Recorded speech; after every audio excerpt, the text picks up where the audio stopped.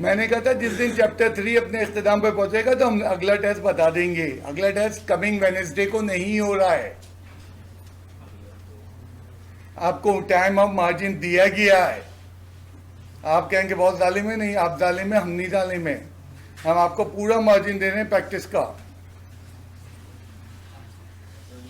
मैंने कहा ना, जो बच्चे हंसते हैं वो समझिए यूनुस का एक पाकिस्तान क्रिकेट में बहुत बड़ा नाम है, एंड डेली उस वक्त प्रैक्टिस करता था। एंड तमाम प्रोफेशनल लोग जो अपने प्रोफेशन डेली प्रैक्टिस में रहते हैं, एंड तुम प्रोफेशनली मैथमेटिशियन हो प्री इंजीनियरिंग लेके, एंड हैरत है तुम प्रैक्टिस नहीं करते।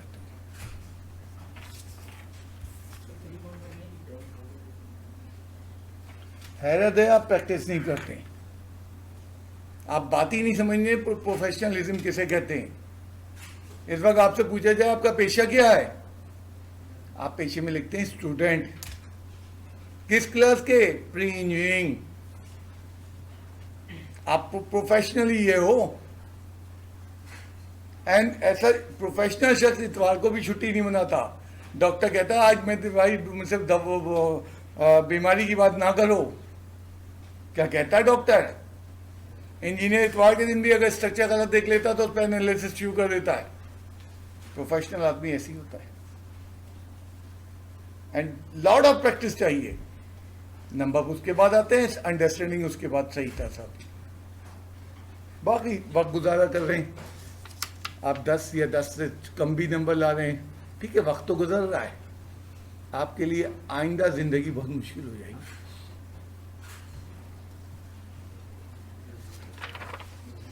तो ये तो मैंने आपसे टेस्ट का नोटिस दे दिया है वेल बिफोर टाइम।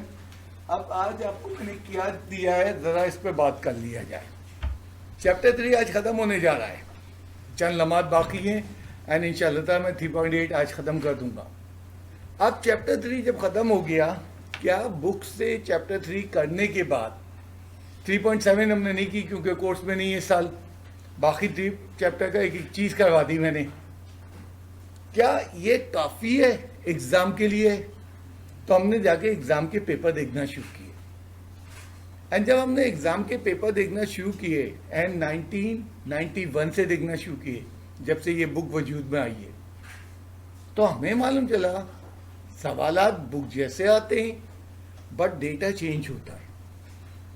अब मिसाल के तौर पे इस सवाल को अगर तुम देखो, बुक में जैसा है एक्सरसाइज 3.4 रेसिप्रोकल हैं, बट एग्जैक्टली नहीं है ये क्वेश्चन। एंड कब आया ये देखना, कैपिटल ए एनुअल 2016 में, और उसका आंसर भी दे दिया मैंने। इसका मतलब है मैं थोड़ा सा बुक से निकलने की आदत बनानी होगी। अगर हम बुक तक महदूद रहे तो शायद एग्जाम में कहीं कहीं अनफिट होते जाएंगे। तो मैंने क्या किया है, 1991 से लेके तमाम जो बुक से नहीं थे बट चैप्टर 3 को बिलोंग करते थे, उनको एक जगह कंपाइल कर दिया गया। कितने क्वेश्चन हैं ये? अबाउट 48 क्वेश्चन हैं। ये 48 नहीं है, ये लगभग 80 हैं, क्योंकि इनमें से कुछ सवाल 2 दफा और 3 दफा रिपीट हो चुके। और इन 27 सालों में, ये 27 साल नहीं है, मल्टीप्लाई बाई 2 54 साल है। क्यों? क्योंकि 6 महीने बाद सप्लीमेंट्री भी होता है, उसके बीच दिया डाले। एक दिन सप्लीमेंट्री, क्योंकि हमारा बच्चा तो समझता है सप्लीमेंट्री बड़ी बदतहजी भी, बेटा सप्लीमेंट्री यही बोर्ड बनाता है, यही टीचर बनाते हैं। एंड तो मैं भी दिखाता हूँ, एक साल सप्लीमेंट्री में आया, 5 साल बाद एनुअल में आ गया, अभी दिखाता हूँ। तो इसका मतलब सप्लीमेंट्री मीन्स आप चैप्टर 3 के ही टॉपिक कर रहे हैं। तो ये 54 ईयर्स हैं या 54 ईयर्स के क्वेश्चन हैं, एंड तमाम चैप्टर 3 के। इसी तरह जब हम अगला चैप्टर खत्म करेंगे उसके भी उठा के 27 साल के दे देंगे, पूरी बुक के मेरे बने हुए। मैंने पूरा सिस्टम बनाया हुआ है। यही सवालात लास्ट ईयर आगा खां वाले मेरी कुछ किए बगैर अपना ठप्पा लगा के बेच रहे थे। मेरी एक स्टूडेंट लेके आ गई है, सर वो हमारे बुक स्टॉल भी बिक रही है। मैंने यूं ही देखा, मैंने बता दिया ये 1 साल पुराना है, इस साल का भी नहीं है, क्या आप उन पर मुकदमा करें? मैंने कहा भाई मैं तो बहता पानी हूँ, मैं और बना लूंगा, उनके तो वहमो गुमान में नहीं है मैं कहाँ कहाँ चला जाऊंगा। अभी जब पढ़ाई है तो सब आई, पढ़ा दी ना, खत्म बात। अब सुनते जाओ, जैसा मैं इंट्रोडक्शन दिखा दूं। मैंने कहीं नहीं, हाँ मैं जरा सा दिखाना चाह रहा हूँ, सॉरी। अब ये सवाल आज के टॉपिक से, आज जो अभी तुम थोड़ी देर में पढ़ोगे, मैं सिर्फ दिखाना क्या चाह रहा हूँ। 2005 में सप्लीमेंट्री में आया, ये एस सप्लीमेंट्री के लिए, एंड देन 2 साल बाद एनुअल में आ गया। तो जो सप्लीमेंट्री को हकीकी समझते मैंने उनको जवाब दिया है। मेरे पास तो कई सवाल हैं जो सप्लीमेंट्री में आए एंड 2, 3, 5 साल रुक के फिर दोबारा एनुअल में रिपीट, क्योंकि जो पेपर बनाता है वो सीनियर टीचर होता है, उससे मालूम होता है कौन कौन से सवाल कहाँ कहाँ आए भी होते हैं। एंड वो यकीन करो इसके बाद वो कहीं से सवाल नहीं बना सकेगा। वो ये सारे मुमकिन है जो बाहर से ला सकता है, मैंने निकाल के रख दिए। तुम देखो, एक सवाल 2 दफा आया, 1993 में आया एनुअल में, 2005 में आया।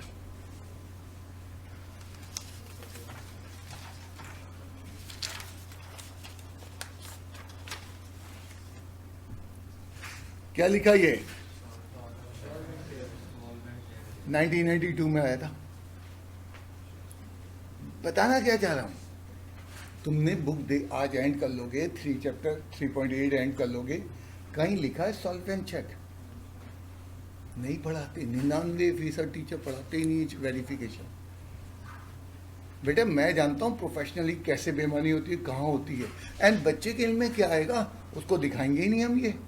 ये जब मैं तुम्हारे हाथ में दे रहा हूँ ना, मैंने बहुत बड़ी चीज़ तुम्हारे हाथ में दे दी है, एंड जब मैंने इतनी बड़ी चीज़ दी है तो मैं मेंटली तौर पे फुल रेडी हूँ तुम्हारे हर रिप्लाई देने के लिए। अब जब मैं ये तुम्हें देते ही नहीं सॉल्व एंड चेक, तुम तो एहसान करते हो, क्वेश्चन कर लेते हो, चाहे वेरिफिकेशन तुम्हें कोई पढ़ाएगा ही नहीं। अभी चंद हफ्तों में तुम्हारे दोस्त निकल जाएंगे चैप्टर 3 से, तुम उनसे पूछोगे वेरिफिकेशन चेकिंग नहीं करते? कहते ये क्या चीज़ होती है? ऐसी पूछेंगे वो। एंड एग्जाम में यहाँ नहीं, और भी जगह है मेरे पास क्वेश्चन है 6-7 जगह जहाँ हमने कहा solve and check, solve and check. तो मैं ईच एंड एवरी आइटम पढ़ा रहा हूँ, इसीलिए जब मैं पढ़ा रहा हूँ तो मैं एग्जामिनेशन पेपर इतनी अर्ली तुम्हें दे सकता हूँ।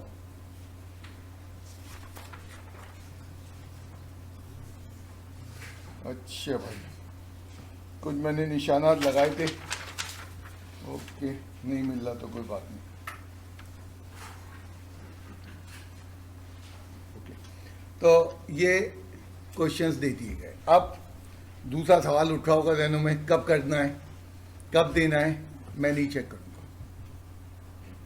अब मेरा काम था बता देना, मैंने बुक पढ़ा दी ना पूरी, जिसके लिए मैं पाबंद हूं, एंड मैंने इजाफी चीज भी बता दी। ये नहीं कहा कि आप जाके खुद ढूंढ लें, मैंने आपको लेके पेंट करके दे दिया, एंड आज मैंने डेट भी नोट कर ली कब दिया। करना चाहते हो, मेरे रजिस्टर में नहीं होंगे। इसको मैं कहता हूं एग्जामिनेशन क्वेश्चन नहीं कहता हूं, इसको मैं कहता हूं एक्स्ट्रा वर्क, एंड मेरी टर्मिनोलॉजी में इसको हम कहते हैं एक्स्ट्रास। अब बुक से बाहर की चीज आ रही है ना, ठीक है, वो एग्जाम की बुक, लेकिन बुक से तो एक्स्ट्रास करना नहीं करना आपका फैसला है। वो एक्स्ट्रास कहाँ करना है ये आपका फैसला है, मेरे रजिस्टर में नहीं होगा। ये कंफर्म न्यूज़ है कि मेरा रजिस्टर बुक के लिए बना है। तुम एक नया रजिस्टर बना लो, क्योंकि हर चैप्टर के एक्स्ट्रास मिलेंगे, और उसमें करते रहो। तुम कहते हो नहीं जी बहुत महंगा सर सफ्दा काम करते हैं, हर वक्त तुम कोई पुरानी डायरी में कर लो, तुम कोई लूज पेपर पे कर लो, वो मेरा मसला नहीं है। मैं कभी तुमसे पलट के नहीं कहूँगा कि एक्स्ट्रास करना जरूरी, मैं कभी नहीं कहूँगा। मेरे जितने पुराने स्टूडेंट्स हैं वो कहते हैं सर एक्स्ट्रास बहुत जोरदार पोटेंशियल पैदा करते हैं। एक तो बुक का खिलाड़ी है, और एक बुक के बाद उसके बाहर का भी खिलाड़ी है, तो जो बाहर से खेल के आया तो उसको तो बुक बच्चों की लगती है। ये एग्जाम के क्वेश्चन है, बुक के सारे क्वेश्चन एग्जाम में नहीं आए, ये सारे क्वेश्चन एग्जाम में आए। इनका मियार तुम्हारी बुक के क्वेश्चन से बहुत हाई है, और ये आसानी से नहीं होंगे, ये जान खाएंगे। मेरा एक फॉर्मूला है, रोजाना 2 सवाल और 48 क्वेश्चन हैं, 1 महीने में हो जाएंगे। कुछ बच्चे तेज होते हैं, रोजाना 5 सवाल कर लो भाई। वो कुछ बच्चे ऐसे होते हैं, कहते हैं सर एक्स्ट्रा मिलने के बाद नींद ही नहीं आती, दूसरे दिन कहते हैं हो गए सारे। मैं तो बता रहा हूं जो मैंने देखा है, एंड मैं जब बात कर रहा हूं तो दूसरे तीसरे दिन मुझे करके ला रहे हैं, वो बहुत बहुत एक्स्ट्राऑर्डिनरी बच्चे हैं, वो बहुत बड़े। तो आपकी मर्जी, आप जब कर लें। कोई आपको एक्स्ट्राज में डिस्कशन करना क्लास से आधे घंटे पहले, लेकिन करके लाइए। आप ये बेवकूफ़ी का सर ये कैसे होगा, मैं नहीं जवाब दूंगा, क्योंकि इस वक्त ये यकीनी बात है, ये कैसे होगा वो आपको बताया जा चुका। बुक में देखिए, जाके एक्सरसाइज में देखिए। हाँ, आप करके लाएंगे, गलत होगा, मैं वहाँ रीड कर लूँगा, बता दूंगा आपने ये मिस्टेक की है, आपने सवाल को गलत समझा है, थ्योरी की मिस्टेक है, या आपकी सिंप्लीफिकेशन की मिस्टेक है। बट एक्स्ट्रास मैं करके नहीं दूंगा। हाँ, आपकी मिस्टेक आधा घंटा पहले क्लास से पहले करा वाला हूँ, मैं हिमा का दिखाने सेकंड्स में दिखाऊंगा। तो ये एक्स्ट्रा वर्क आपकी मर्जी, हर चैप्टर का आ रहा है, ये मेरे पास हर चैप्टर का रेडी है। सिर्फ मैं जिस दिन देना होता है उससे 2 दिन पहले प्रिंट करता हूँ, और प्रिंट करके वो जो फोटोस्टेट वाले को दे आता हूँ। भाई तुमसे कहते रहे भाई चैप्टर की समरी बनाओ, समरी कोई लंबा चौड़ा काम नहीं है। जो तुमने क्लास ली उस क्लास के मुतालिक 3 लाइनें लिख दो कि उस क्लास में क्या क्या टर्निंग पॉइंट थे। मैंने एक सैंपल के तौर पे समरी भी दिखा दी। ये समरी मजेदार नहीं है, जो तुम अपने हाथ से बनाओगे वो शानदार होगी,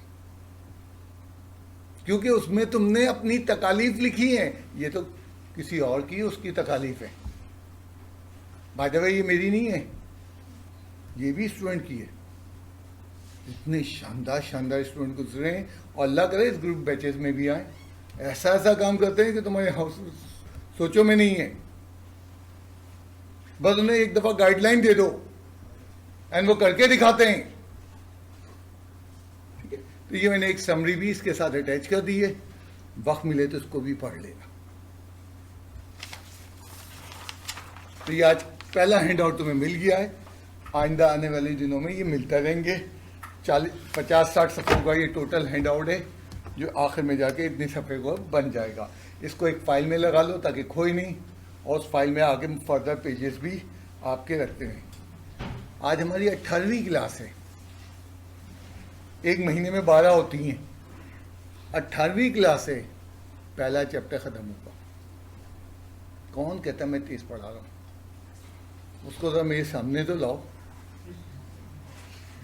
18 क्लासेस में कोई टीचर चैप्टर 3 नहीं ख़त्म करवा रहा। एक एक चीज़ बारीकियाँ बयान करता जा रहा हूँ। हाँ, एक पढ़ने वाले मूडी भी नहीं है, वो समझ जाए दुनिया तफरी है, तो मैं उसको क्या करूँ।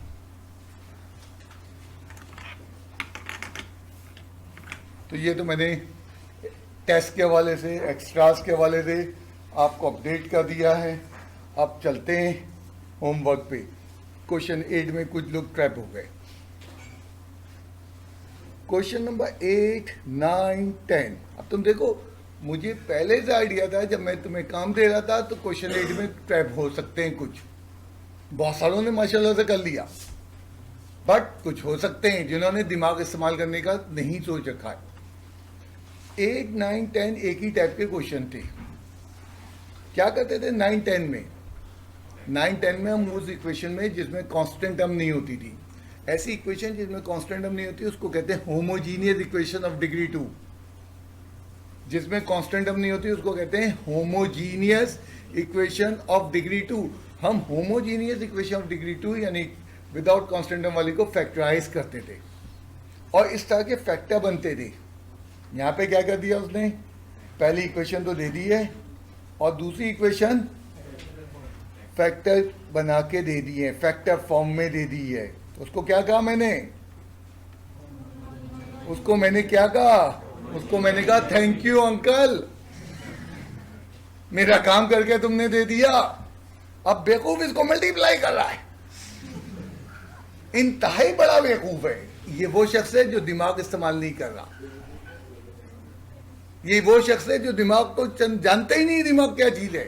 बेटा 9-10 से सिग्नल आ रहे थे कि हम फैक्टराइज करेंगे, वो फैक्टराइज दे दी, इसको इक्वेशन 2 कह दिया और इसको अलग अलग कर लिया। 4x माइनस 3y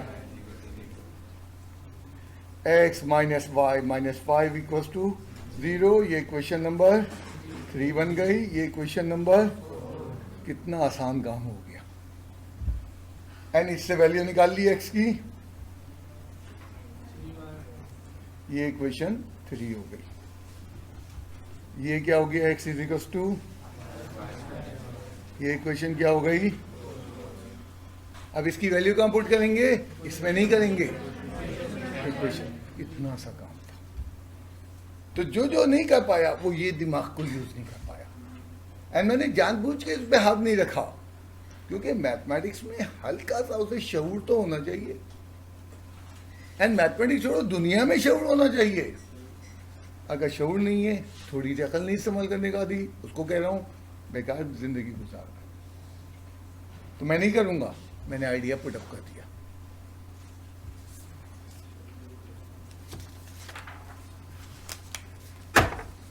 देन उसके बाद क्या है, अब हमने क्वेश्चन कहां तक कर लिए, 12 तक कर लिए। 13, 14 एक नहीं 10 तक कर लिए।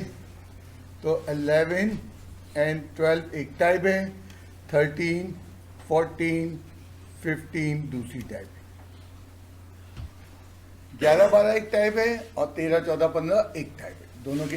अब आज लास्ट डे, 2 टाइप लिए, दोनों तकड़ी है। और ये तो बाप रे बाप, सही की तकड़ी है। आइए पहले इसको निपटाएं 11, 12 के लिए।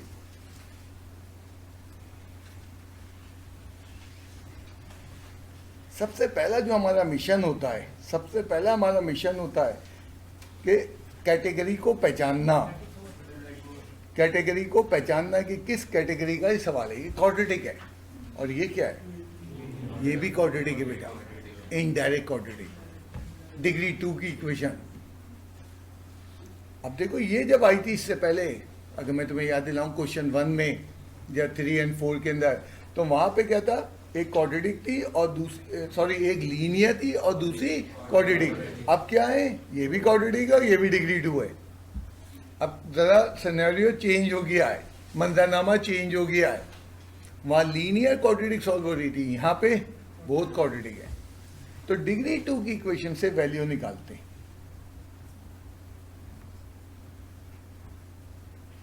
-15 अपॉन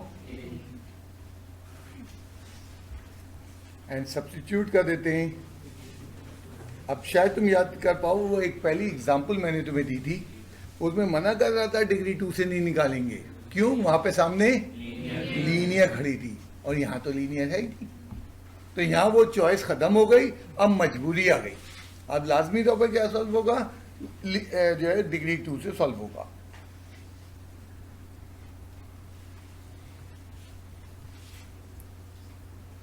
एक्स की वैल्यू, टी की वैल्यू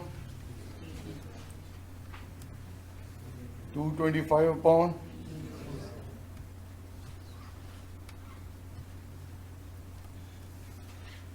एलसीएम लेना,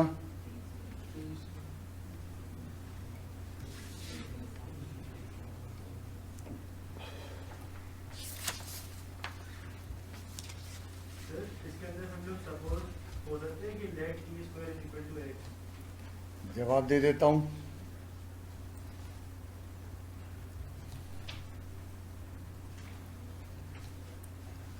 पहले इक्वेशन तक आ जाऊं।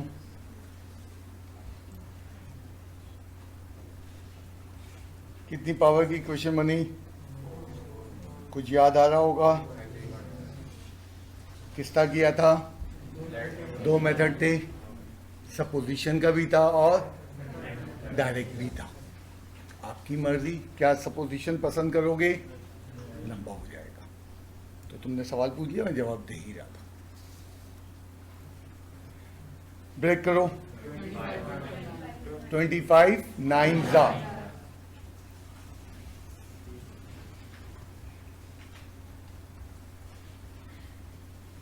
देखो मैं सारे जवाब देता हुआ आ रहा हूं। अगर बच्चे की अच्छी प्रैक्टिस है, सवाल ही नहीं पैदा होता कि मैंने जवाब ना दिया। प्रैक्टिस यही तो होती है, फिर वो मेमोराइज करा देती बच्चे। हाँ ये यूं होता था, इससे पहले ये यूं यूं हुआ था। मैंने कहीं नहीं छोड़ा रास्ता कि बच्चा के सवाल उठे। हाँ, शॉर्ट ऑफ मेमोरी है, प्रैक्टिस की कमी है, फिर बच्चे के सवाल उठते हैं।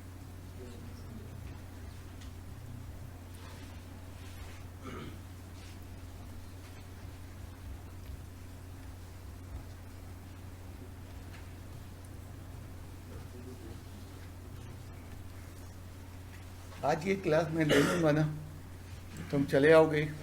अमूमन मेरी कोशिश होती है नेक्स्ट डे मैं सुबह 8:30 9 बजे यहाँ आता हूँ। सन्नाटा होता है। क्या देखता हूँ? पहली चीज़ ये देखता हूँ कि कल, यानी आज जो मैंने पढ़ाया, अब कल सुबह बात कर रहा हूँ, क्या उसमें स्टूडेंट कितनी देर क्लास में बैठा रहा। लेट्स सपोज 70 स्टूडेंट हैं, 50 स्टूडेंट 1 घंटे से ज़्यादा बैठे रहे, तो इसका मतलब क्या है? लेक्चर में कोई डिफेक्ट है। मैं तो अपने आप को चुपचाप एनालाइज करता हूं। एक लेक्चर में क्लास वर्क देने के बाद रफली 45 मिनट में 60% चले आना चाहिए स्टूडेंट। मेरा फॉर्मूला मौजूद है।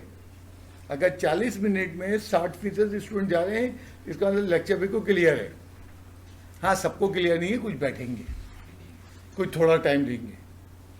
लेकिन अगर 1 घंटे तक स्टूडेंट बैठा हुआ है और मोस्टली नहीं जा पा रहा, 80% बैठा हुआ है, इसका मतलब लेक्चर में कोई झूल है।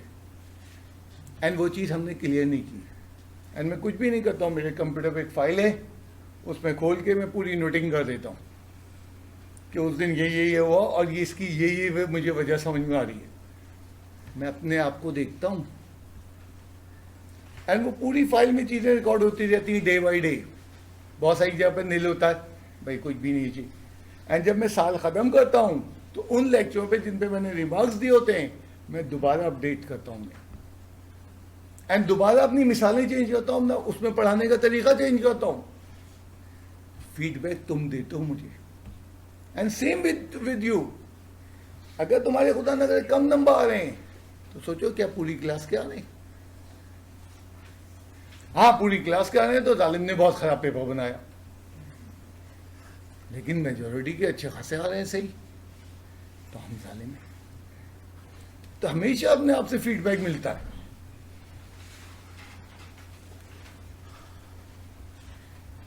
कभी कभी सुबह कुछ काम होते हैं, नहीं कर पा रहा होता हूँ, मुझे कहीं जाना होता है। आज का लेक्चर यानी कल सुबह पुराना लेक्चर उठा के ले जाता हूँ और पेन ले जाता हूँ और गाड़ी में बैठे बैठे उस पर लिख रहा होता हूँ कि क्या इसमें फाइंडिंग की थी। भाई कंप्यूटर नहीं मिल पाया, लेक्चर पे लिख के रिकॉर्ड में डाल दिया, बाद में उसको कंप्यूटर फाइल। काम जरूर होता है, हर रोज सोचना पड़ता है, क्योंकि जो बनाए, ये जो लेक्चर्स बनाए मैंने, एक इंसान और इंसान की चीज़ें तरमीम होती रहती है। कोई ऊपर से वही नहीं आई है, इंसान की चीज़ें तरमीम होती हैं।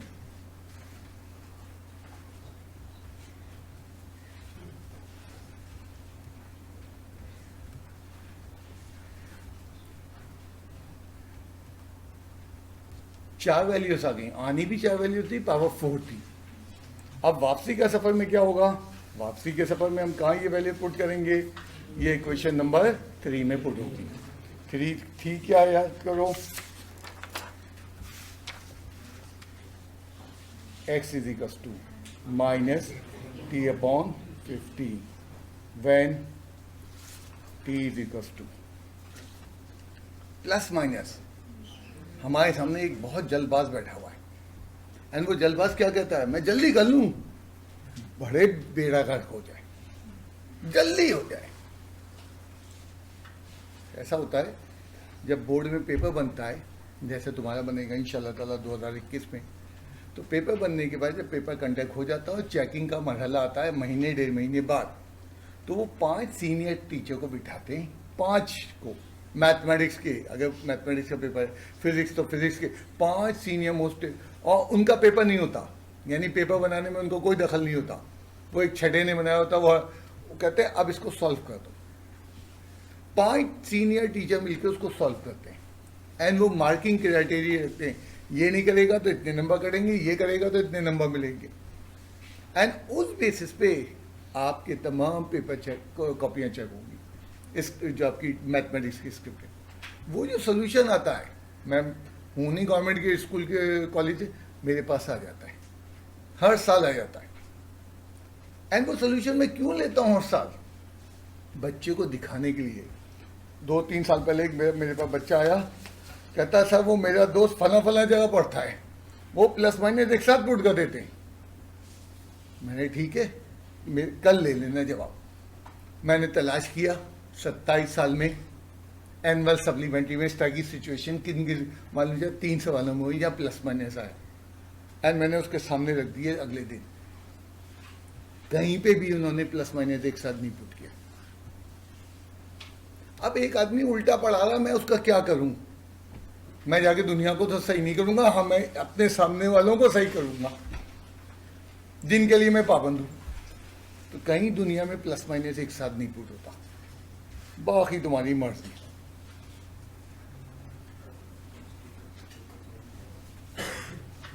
बस जल्दी कर लूं मैं, बेड़ा गर्क हो जाए, जल्दी कर लूं, बेड़ा गर्क कर दूं मैं, जल्दी तो हो। तुम लोग इस तरह के लोग हो, समझा समझा के थक गए कि प्लस माइनस एक साथ नहीं होता, अब करा ही जा रहा है।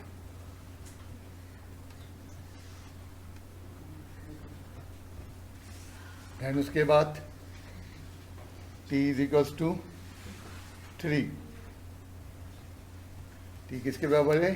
3 के सेम इक्वेशन में पुट होगा, x इज टू -15/t में। मुझसे पूछ लो बेटा, x पहले लिखते हैं, t बाद में लिखते हैं, एंड लास्टली क्या होगा? सिर्फ जल्दी की मार है हमें, लास्ट वैल्यू है t की -3।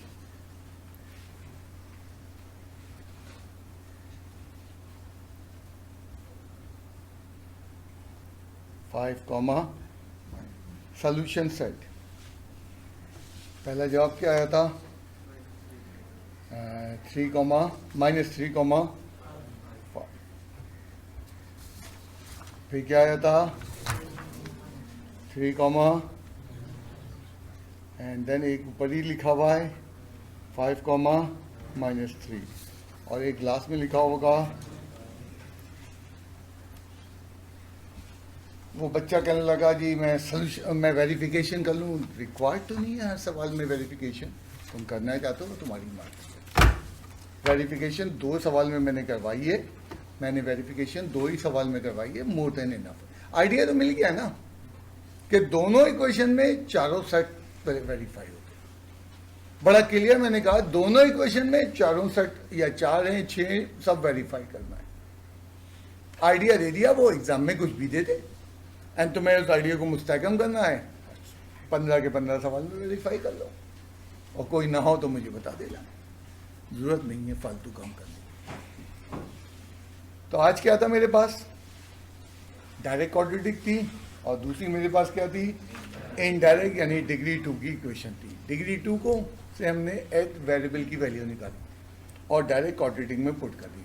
जैसी पावर पुट की, पावर 4 की इक्वेशन बन गई, पावर 4 को सिंप्लीफाई किया, 4 जवाब आ गए। जितनी पावर होगी इतने आंसर आते हैं। क्वाड्रेटिक की पावर 2 है तो 2 आंसर आते हैं। और फिर इन वैल्यूज़ को, जो मैंने मेन बात की है, प्लस माइनस डायरेक्ट नहीं पुट होगा, अलहदा अलहदा पुट होगा। लगता है टाइम, लगने दो, जो मेथड है मेथड के नंबर है, एंड तुम अगर प्लस माइनस एक साथ पुट कर रहे हो तो वो तुम्हारी मर्जी। वो मुझसे कभी बच्चा सर फिर वो टीचर इसका क्यों पढ़ा रहे हैं, मैंने वो जाने यार। एक तो सबसे पहले मैंने बुक की मिसाल दी, बुक में नहीं हुआ प्लस माइनस, फिर उसके बाद मैंने एग्जाम के सॉल्यूशंस के, इतनी मोटी फाइल है मेरे पास, वो जो सॉल्यूशंस हैं सिर्फ फर्स्ट ईयर की, 27 साल के पेपर लगे हुए उसके अंदर सॉल्व। तो अब उसने जो दे दिया मेथड, मैं उसको फॉलो कर रहा हूँ, बाकी कौन क्या कर रहा मुझे उसका नहीं मालूम। अब जैसे मैंने तुमसे कहा वेरिफिकेशन के बाद सोल्यूशन सेट लिखते हैं, तुम में से मोस्टली आज नहीं लिखे हुए होंगे, और टेस्ट में भी नहीं लिखते, एक नंबर काट देते हैं। सोल्यूशन सेट पहले नहीं लिखना होता अगर सवाल में वेरिफिकेशन कर लो।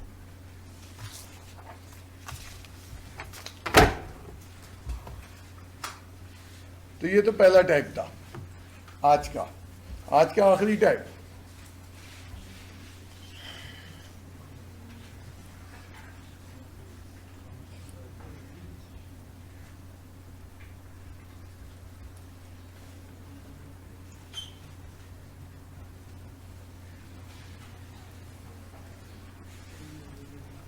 हाँ भाई, अब इसको पहचानेंगे कैसे? दोनों क्वाड्रेटिक है, स्क्वायर भी है, और डिग्री 2 की दोनों में टर्म है, इसको कहते हैं डिग्री 2 की टर्म। तो क्वाड्रेटिक भी हो और डिग्री 2 की दोनों इक्वेशन टर्म कंटेन करती हो, तो ये आज की टाइप की पहचान है। काश तुम समरी लिखते हो, तुम जाके लिख लो कि जनाब दोनों क्वाड्रेटिक हो और डिग्री 2 की दोनों टर्म हो, तो इसको जो है फिफ्थ टाइप कहते हैं, जिस पे क्वेश्चन नंबर 13, 14, 15 है, समरी में लिखी। बात जहन में अटक गई, ये क्या है? मेरे बता देने थे, याद नहीं रही तुम्हें। अब इसमें करते क्या है, बड़ा अजीब सा काम करते हैं। कांस्टेंट को सेम बना के रिमूव करते हैं, कांस्टेंट को सेम बना के एलिमिनेट करते हैं। यहां मैं देख रहा हूं 2 है, यहां मैं देख रहा हूं 4 है, तो पहली इक्वेशन को 2 से मल्टीप्लाई कर दूं एंड देन सब्ट्रैक्ट करूंगा, तो क्या होगा? कांस्टेंट कैंसिल हो जाएंगे। Multiply equation number 1 by 2 and then subtract from 2 of T square plus of X T, किसी को किसी में से सब्ट्रैक्ट कर सकते हैं। मैं इक्वेशन 2 से इस इक्वेशन को जो ट्वाइस हो रही है 6 of x square minus 10x t subtract करने जा रहा हूं। सब्ट्रैक्ट, साइन चेंज हो जाएंगी, माइनस है तो प्लस, माइनस है प्लस, कैंसिल आउट। हाँ, ये t है, ये x है, सब्ट्रैक्ट नहीं होंगी। लाइक चीजें तो क्या लिखेंगे? इसको ऐसी कैसी उतार लेंगे। ये क्या लिखेंगे? 11xt। इसको ऑर्डर में लिखो, 2d square plus 11xt minus, पहचाना कुछ किसी ने इक्वेशन को? हाँ, क्या पहचाना? ये कांस्टेंट m के बगैर आ गई। अभी मैंने इसका नाम भी लिया था, होमोजीनियस इक्वेशन ऑफ डिग्री 2 बन गई। तो अब क्या हुआ? यानी ये मेथड जाएगा क्वेश्चन नंबर 10, 9, 8 वाला, बट इजाफी ये आ गई, यानी कांस्टेंट को रिमूव कर दो तो एक नई इक्वेशन बनेगी जो विदाउट कांस्टेंट टर्म होगी। और फिर क्या करेंगे? अब होमोजीनियस को ब्रेक करेंगे। क्या हुआ? 2 6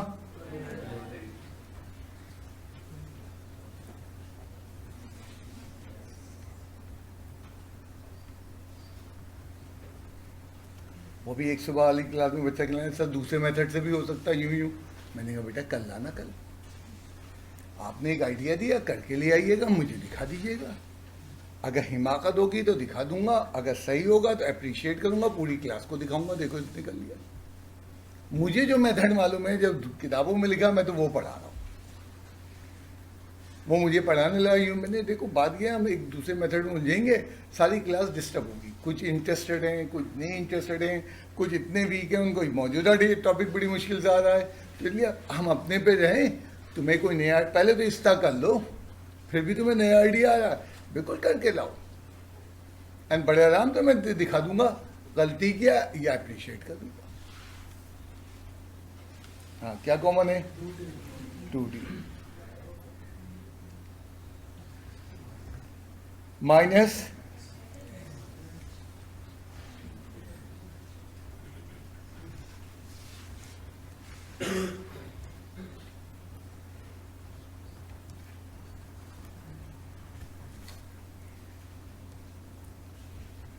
काफी लंबा हो गया है सवाल।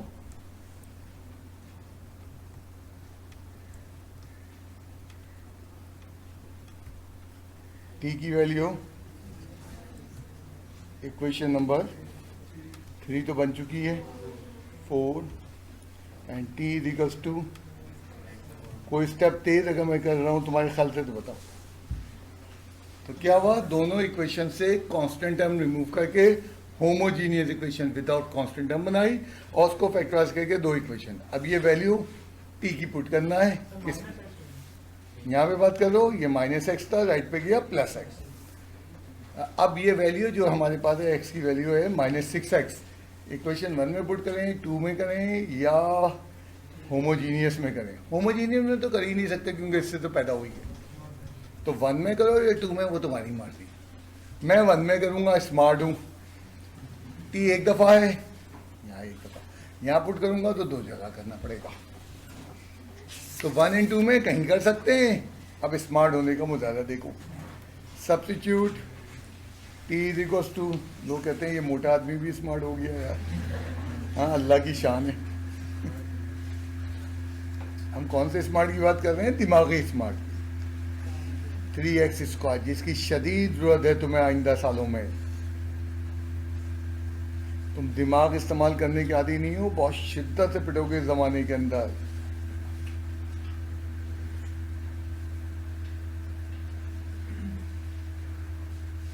बेटा आगे बढ़ो, अब तुम अपने वालिदैन से जो आगे बढ़ लो, ज़्यादा दूर होते जा रहे हो, ज़्यादा अपना वक्त ज़्यादा बाहर गिद्ध और चीलें बैठे हैं, तुम्हें नोच के खा जाएंगे अगर तुम स्मार्ट नहीं हो। मैं एक जुमला कहता हूँ, तुम्हारे सरों पे पैर रख के निकल जाएंगे, तुम्हें यूं करके फेंकेंगे अगर तुम स्मार्ट नहीं हो। क्योंकि वालिदैन बेचारों ने तो तुम्हें छुपाया हुआ यूं, लेकिन आस्ता आस्ता उनका भी हसाट ब्रेक हो रहा है। एंड तुम अपना अच्छा नहीं समझते, तुमसे ज्यादा बेवकूफ कोई नहीं है।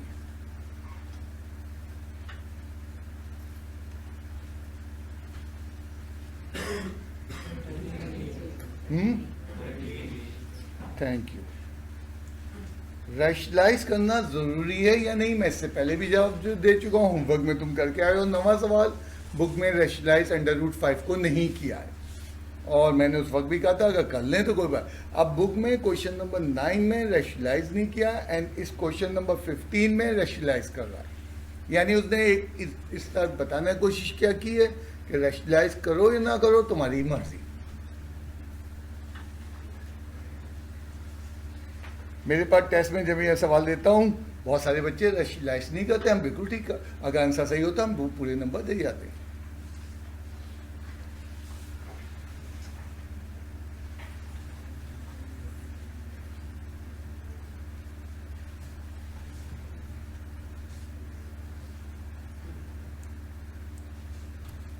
अगेन प्लस माइनस का झगड़ा आ गया, एंड एक इसमें पुट करना है हमारी इक्वेशन नंबर 4 में।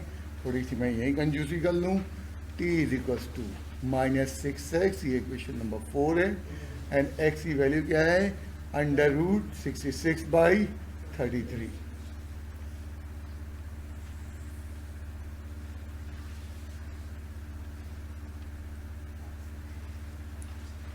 थ्री टू ज़ा, 3 11 ज़ा, -2 √66/11। आंसर लिखते हुए x पहले लिखा जाता है, and then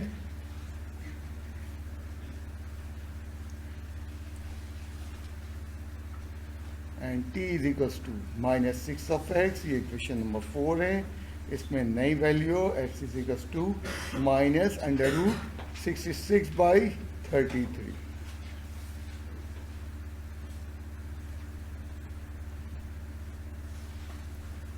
minus 66 upon 33 t is equals to minus minus plus हो गया 3 2 ज़ा 3 11 ज़ा 2 अंडर रूट 66 अपॉन 11 क्या आंसर बन गया minus under root 66 by 33 2 under root निकल के बाद तो ये हो जाएगा माइनस क्या था इसकी value under root 66 upon 33 and 2 root 66 by 11। तो एक आंसर ये है, दूसरा आंसर ये है। अभी हमारी एक इक्वेशन बाकी है। लंबे सवाल है, अमूमन लंबे सवाल में वो दिमाग खिसकना शुरू हो जाता है और आधा करके समझते हैं पूरा हो गया। T equals to 8। अब जिसका question number 8 and 9 clear concept के साथ इस वक्त वो ये सवाल है, सिर्फ सवाल में ये इजाफी 4 लाइनें एंड उसके बाद क्वेश्चन नंबर 8 एंड 9 बन गया। तो इसलिए प्रैक्टिस बड़ी इंपॉर्टेंट होती है। प्रैक्टिस एक दूसरे को जो है कवर करती। प्रैक्टिस सिर्फ ये नहीं होती हम समझते हैं कि पुरानी चीज़ों को जिंदा करती है। प्रैक्टिस नई चीज आने वाली चीज़ों को समझाती है। प्रैक्टिस का बड़ा जोर था कमाल होता है। इवन एक चैप्टर तुम 3 की प्रैक्टिस करो, 3 की प्रैक्टिस करो, 4 में सपोर्ट करेगी वो तुम्हें, क्योंकि तुम्हारे दिमाग की सलाहियत को बढ़ाती है वो।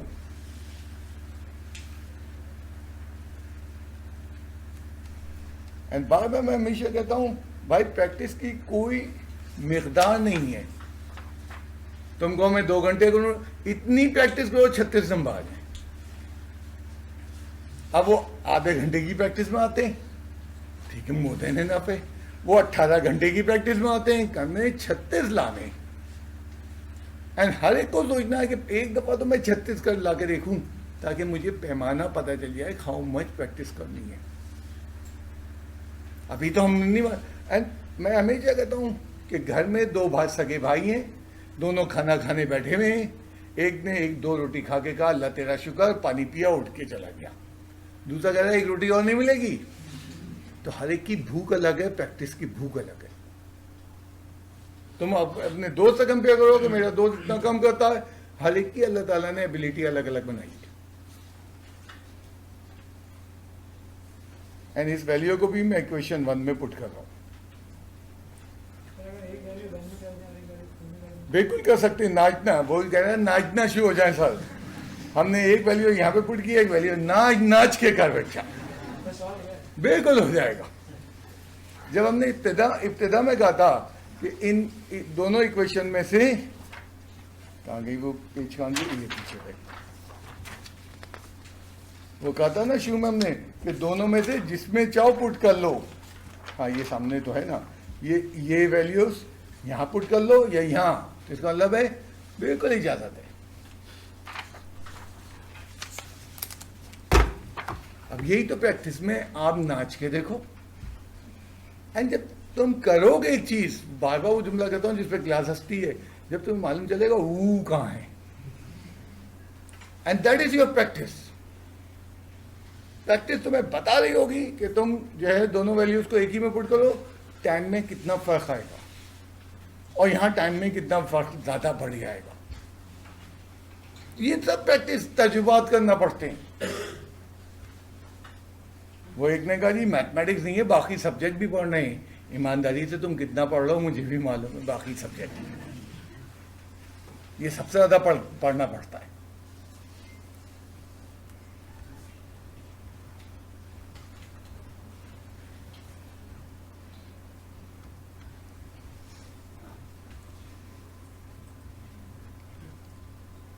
कितना हो जाएगा 5(x² minus x² minus 4 is equal to 0। ये 2 क्रॉस मल्टीप्लाई हो गया, 6x² में से 5x² गया, x² is equal to 4, x is equal to plus minus 2। इत्तेफाक से ये हल्का सॉल्यूशन आ गया। t is equal to x/2, put x is equal to 2।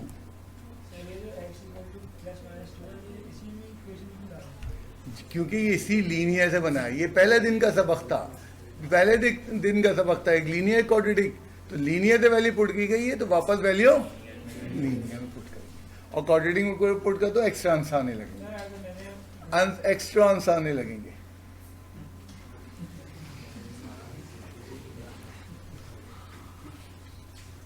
तुमने कोई खास तजुर्बा किया, क्लास के बाद आके मुझसे शेयर कर लो, क्योंकि सारे लोग इंटरेस्टेड नहीं है तुम्हारे तजुर्बे में। मुसीबत ये है ना, बहुत सारे तो यहाँ हवा पे सवाल हैं, वो कह रहे हैं चलो भाई चलो जल्दी निपटाओ। तुम्हें अपना पर्सनल तजुर्बा शेयर करना, आइए। हाँ, क्या आया? -2 पे 4 आंसर आए होंगे, सोल्यूशन सेट लिख लिया जाए। पहला क्या आया था? भारी भरकम आए थे 2, √66/33, कॉमा -2√66/11।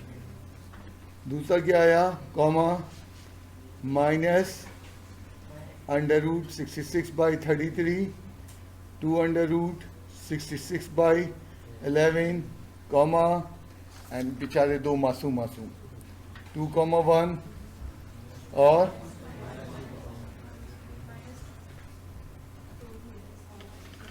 चलो कोई बात नहीं, उसको पढ़ने दो। जरा एक दफा दोबारा से नजर डालने की कोशिश कर लें। सबसे पहले इतनी सारी टाइप्स हैं, जैसे 3.4 में टाइप है। एक वक्त आता है प्रैक्टिस करते हैं हम, ये भूल जाते हैं क्या टाइप है। सवाल आता हम चल करते चले आते हैं, क्योंकि हम इस लेवल पे पहुंच चुके होते हैं, हमें सवाल आइडेंटिफिकेशन से आज़ाद होते हैं, वो हमारे दिमाग में। अब यहाँ तुम जूनियर हो, होमोजीनियस सॉरी यहाँ पे डिग्री 2 की दोनों इक्वेशन में टर्म हो, ये पहचान है। क्वाड्रेटिक है और दोनों में डिग्री 2 की टर्म हो। अभी इससे पहले मैंने एक किया था, अगर तुम्हें याद है, उसमें डिग्री 2 की टर्म एक में थी, दूसरी में नहीं थी। तो ये इसकी पहचान है, डिग्री 2 की दोनों इक्वेशन में टर्म। एंड इसमें क्या करते हैं? कांस्टेंट को एलिमिनेट करते हैं। बच्चे ने कहा सर यहाँ तो 2 था और 4 था, हमने इसको 2 से, अगर यहाँ 5 होता और यहाँ 4 होता फिर कुछ भी नहीं। इस इक्वेशन को 5 से मल्टीप्लाई करते और इसको 4 से एलिमिनेशन के लिए सेम बनाते एंड एलिमिनेट कर दिया कांस्टेंट, होमोजीनियस इक्वेशन बनती। होमोजीनियस इक्वेशन जिसमें कांस्टेंट टर्म नहीं होता, एंड फैक्टराइज हो गया, तुमने 2 लीनियर इक्वेशन बना दी। एंड 2 लीनियर इक्वेशन, अब तुम्हारी मर्जी, दोनों इसमें पुट कर दो, दोनों इसमें पुट कर दो 1 by 1, या इसमें एक पुट कर दो, इसमें एक पुट, वो तुम्हारी मर्जी। मैंने पहली इक्वेशन t = -6x यहाँ पुट की, एंड थोड़ा सा रैशनलाइजेशन भी इन्वॉल्व हो गई। अपॉन में रैशनलाइजेशन करना ज़रूरी नहीं है, मैं कह रहा हूँ इस सवाल में लाजमी करो।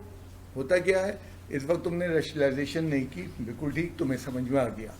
3 महीने बाद हम चैप्टर 3 का टेस्ट ले रहे हैं, तुम प्रैक्टिस कर रहो, एंड तुमने आंसर देखा, तुम्हारा आंसर कुछ ये आ रहा था, वो √2/√, अरे मेरा आंसर नहीं आ रहा बेटा, ये रैशनलाइज करके ये बन जाता, बगैर रैशनलाइज की है। तो तुम्हारी घबराहट के लिए मैं कोई हमेशा कहता हूँ बुक का आंसर बनाओ, ताकि आइंदा तुम्हें घबराहट ना हो। हाँ, बाकी तुम्हें अगर मेमोरी में मेरी बात याद रह जाए, रैशनलाइजेशन 3.8 में कंपलसरी नहीं है। तो रैशनलाइजेशन इन्वॉल्व हुई, एंड जब मैंने दूसरी इक्वेशन इस्तेमाल की, इक्वेशन नंबर 5, और उसको भी मैंने इक्वेशन नंबर 1 में पुट किया, तो यहाँ से मुझे 2 ऑर्डर पे और मिले, 4 ऑर्डर पे का मैंने जवाब दिया।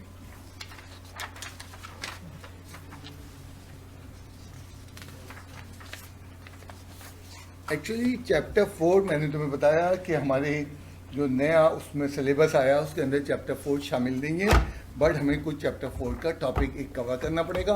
तो आज मैं स्टार्ट ले रहा हूँ, कल मैं चैप्टर 4 का टॉपिक एंड कर दूंगा। अदरवाइज आगे चैप्टर 6 नहीं हो पाएगा। आगे सेकेंड ईयर में 8-9 टॉपिक रुक पड़ेंगे अगर हमने वो टॉपिक नहीं किया। चैप्टर 4 जब हम मैथमेटिक्स के टीचरों को पता चला और आपस में हमने बात की, तो हम सब बड़े ताज्जुब में थे, यार उसने चैप्टर 4 डिलीट कर दिया, ये कैसे होंगे आगे। नाक बंद। कल ही मेरी एक एप्टीट्यूड वाले टीचर से बात हो रही थी, गया सर एप्टीट्यूड में तो बच्चा मुसीबत में आ जाएगा, ये चैप्टर 4। एंड मैं एक बात बताऊँ तुम्हें, जो मैं मेंटली तौर पे तैयार हूँ, मुमकिन ही है रिडक्शन ऑफ कोर्स का कोई दूसरा नोटिफिकेशन भी आ जाए और वहाँ मालूम चले चैप्टर 4 शामिल हो गया। ये पाकिस्तान है, यहाँ कोई भी सदमात किसी वक्त मिल सकते हैं। पूरा का पूरा चैप्टर 4 कैंसिल कर दिया मैंने। कैम्ब्रिज से हमारा कोई ताल्लुक नहीं है, हम इस पर यहाँ बात करें ना, राइट। तो मैं थोड़ा सा इतना पोर्शन पढ़ाऊंगा कि वो चैप्टर 4 का, कि मेरे आज मैं थोड़ा सा थ्योरी पढ़ा रहा हूँ एंड कल उसकी एप्लीकेशन दिखाऊंगा कि मेरा एक टॉपिक जो है जो 6 चैप्टर के अंदर आएगा, 2-3 जगह चैप्टर 4 का वो निकल जाए एंड सेकेंड ईयर के टॉपिक निकल जाए। एंड मैं मेंटली तौर पे तैयार हूँ कि जनवरी में रिवाइज कोर्स आ जाए, क्योंकि अभी तक तो उर्दू का उन्होंने दिया ही नहीं है। फर्स्ट ईयर उर्दू को तो देने ही भूल गए वो उन्होंने पुराना पूरा का पूरा सिलेबस मार दिया है। तो जब वो ठीक होगा तो शायद मैथमेटिक्स से 2-3 इजाफा कर दें। मतलब हम कोरोना में गुजर रहे हैं, बहुत मुश्किल पीरियड से गुजर रहे हैं। एंड मैं सेकेंड ईयर में यही बात कह रहा था, बेटा ये सदियों में वाकयात होते हैं, मेरे वाले साहब ने कभी नहीं सुनाया, मैंने उनके मुंह से ऐसा कोई वाकया नहीं सुना। अब ये तुम्हारी जनरेशन है, जब तक चलेगी ये वाकयात दोहराती रहेगी, तुम्हारी जनरेशन के लोग भूल जाएंगे कि ऐसी भी कोई चीज़। हाँ, तस्वीरें आजकल दौर अच्छा है, खिंच गई हैं। अरे लोग मास्क पहने अजीब अजीब बैठे रहते थे यार, सबसे मुंह छुपाए।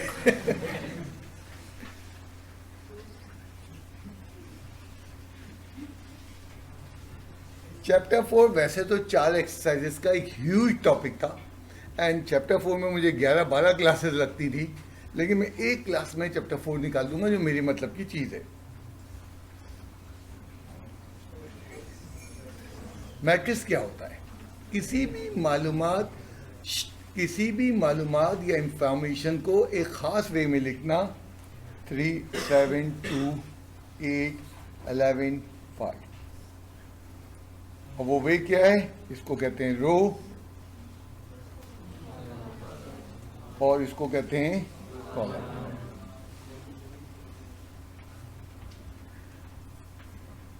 रो और कॉलम में इंफॉर्मेशन को लिख देने को हम मैट्रिक्स कहते हैं।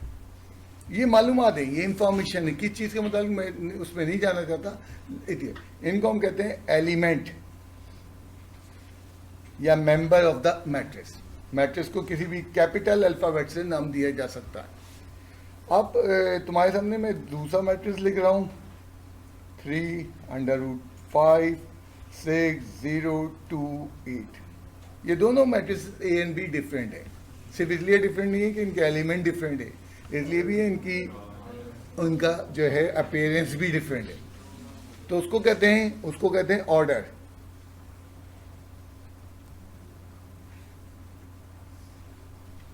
Matrix, order of the matrix. Order of the matrix क्या है? ऑर्डर में सबसे पहले हम रोज देखते हैं, नंबर ऑफ रोज क्या है, और फिर देन हम देखते हैं नंबर ऑफ कॉलम्स। इसमें कितनी रो है हमारे पास? बेटा 3 कहाँ है? 2 रोज हैं। कितने कॉलम हैं? 3। तो इसको पढ़ते हैं 2 × 3 नहीं, 2/3, by 2/3 इसका ऑर्डर है। तो रोज मैंने दिखाने के लिए जो नहीं समझ पा रहा है, ये रोज है। इसकी कितनी रोज हैं? जिसको नहीं दिख रही है तो मैं यूं दिखा दूं। और कॉलम कितने हैं? तो ऑर्डर ऑफ द मैट्रिक्स से उसको कैटेगराइज करते हैं। ये सब जो मैं थ्योरी बोल रहा हूं आज के लेक्चर के एंड पे मौजूद है। आप उतारना चाहते हैं आपकी मर्जी, आप नहीं उतारना चाहते आपकी मर्जी। मैंने मैट्रिसेस की बुनियादी इंफॉर्मेशन दे रहा हूं। कुछ लोग जल्दी में अपने मसले को समझते नहीं है। इसका ऑर्डर क्या है? 3 शाबाश 5, 3 रोज हैं और 1 कॉलम है। और एस मैट्रिक्स क्या है? 4 - 5 6।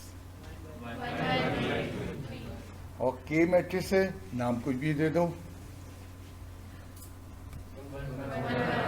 1 रो और 1 कॉलम इसका मैट्रिक्स। देन हम आते हैं इसके अगले ट्रैक पे हम देखते हैं रेक्टेंगुलर स्क्वायर मैट्रिक्स।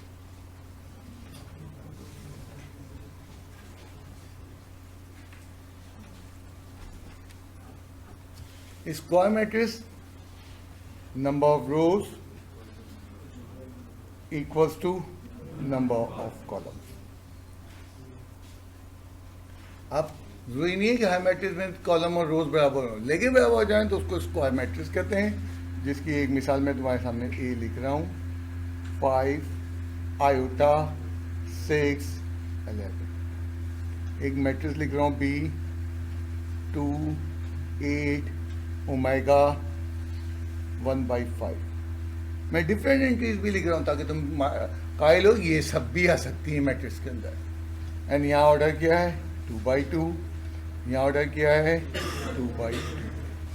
हमारे कोर्स में मैट्रिक तक 2/2 था, यार मुँह तो बंद कर ले भाई, 2/2 हमारे मैट्रिक तक था।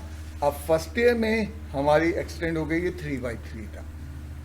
तो 3/3 एंड ये जो कुछ मैं तुम्हें पढ़ा रहा हूँ बहुत जल्द इसका इस्तेमाल तुम फिजिक्स में भी कर रहे हो या कर चुके होगे जब cross product of the two vector पढ़ोगे। तो जो मैं टॉपिक पढ़ा रहा हूँ वो कहीं ना कहीं फिजिक्स में भी आएगा। पढ़ लिया अच्छी बात है, जिन्होंने नहीं पढ़ा वो उनको भी जरूरत पड़ेगी। एंड 3/3 हमारे कोर्स में है। तुम्हें बता दूं 17/17 भी होता हमारे कोर्स में नहीं है। 28/28 का मैंने सॉल्व किए हुए, ठीक है ना, उनको दिनों में सॉल्व होते हैं, घंटों में नहीं होते। हाँ 8-9 घंटे काम किया छोड़ दिए, अगले दिन फिर शुरू करते हैं, वो ऐसे सॉल्व होते हैं। या फिर कंप्यूटर सॉफ्टवेयर आते हैं जो मिनटों में कर देते हैं सॉल्व। ये सब आगे काम आएंगे। ओके जी, एक मेरे पास मैट्रिक्स बी है 7 4 2 8 6 3 -1 0 12। ट्रांसपोज क्या होता है?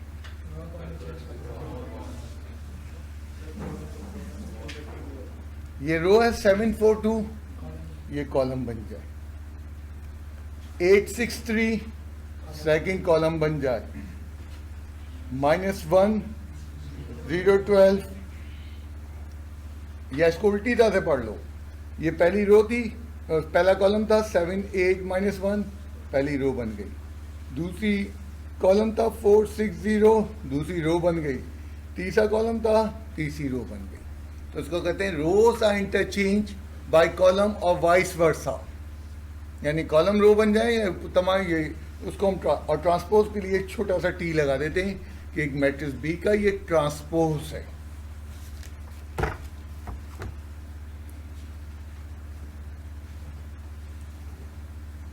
एट 11 11 5, ये 0 है, ये 0 0 0 0 0 डायगोनल मैट्रिक्स। तो तमाम एंट्री 0 हों लेकिन डायगोनल वाली एंट्री 0 ना हो तो उसको डायगोनल कहते हैं। और डायगोनल वाली तमाम एंट्रीज आइडेंटिकल हो जाएं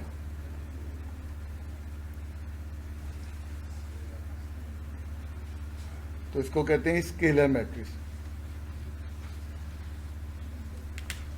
और तमाम डायगोनल की एंट्रीज अगर 1 हो जाएं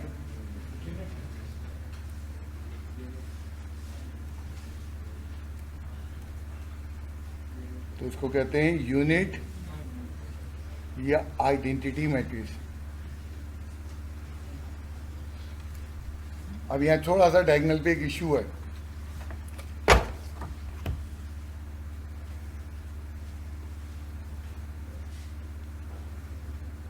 ये मैंने 2 मैट्रिक्स लिखे, इसके एलिमेंट नहीं लिखे। ये भी डायगोनल होता है, ये भी डायगोनल होता है। तो इस पहले वाले को कहते हैं मेन डायगोनल।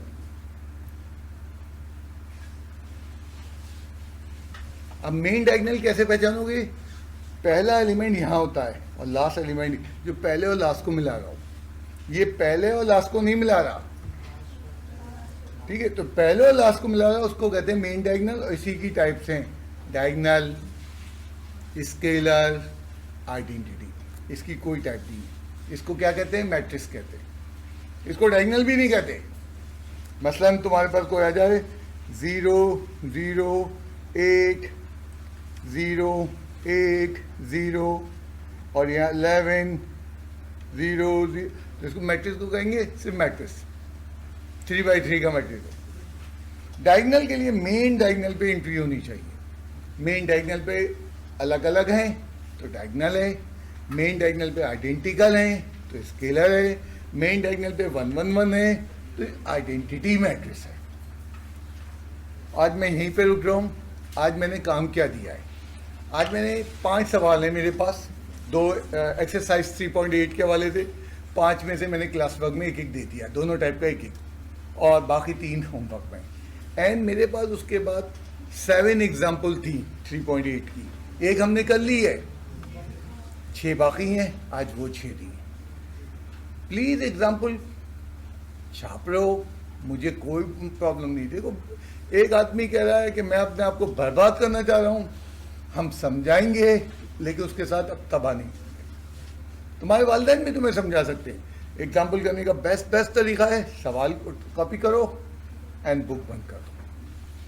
खुदा न करे तुमसे वो एग्जाम्पल नहीं समझ में आ रही कि कौन सी टाइप की, अपनी रजिस्टर खोल लो। रजिस्टर तो तुम देख रहे हो वो कॉपी नहीं है, क्योंकि जाहिर बात है अभी तुमने 3.8 की है, अभी कमांड नहीं है, तुम आइडेंटिफाई नहीं कर पा रहे हो। हाँ, जिन्होंने 4 दिनों में प्रैक्टिस की है वो शायद रजिस्टर भी ना खोले, उन्होंने प्रैक्टिस की है तो उनको कमांड आ गई। तो एग्जाम्पल अगर तुम छाप लोगे शायद बच के निकल जाओगे, लेकिन मुस्तकबिल में तबाह हो जाओगे। समझा सकते हैं, वालिद भी समझा सकता है, टीचर भी समझा सकता है, तुम तबाह होने के लिए तैयार हो। कौन वालिदैन चाहेगा उसकी औलाद तबाह हो? जालिम से जालिम माँ बाप भी नहीं चाहेंगे औलाद तबाह हो, लेकिन औलाद तबाह होने के लिए तैयार है, नहीं समझने के लिए तैयार है। 20 साल बाद वही रो रही होती है कि हमने सुना नहीं था। प्लीज छाप लो, छापने का कोई फायदा नहीं। कोई सवाल? बेटा 20 साल बाद ये होता है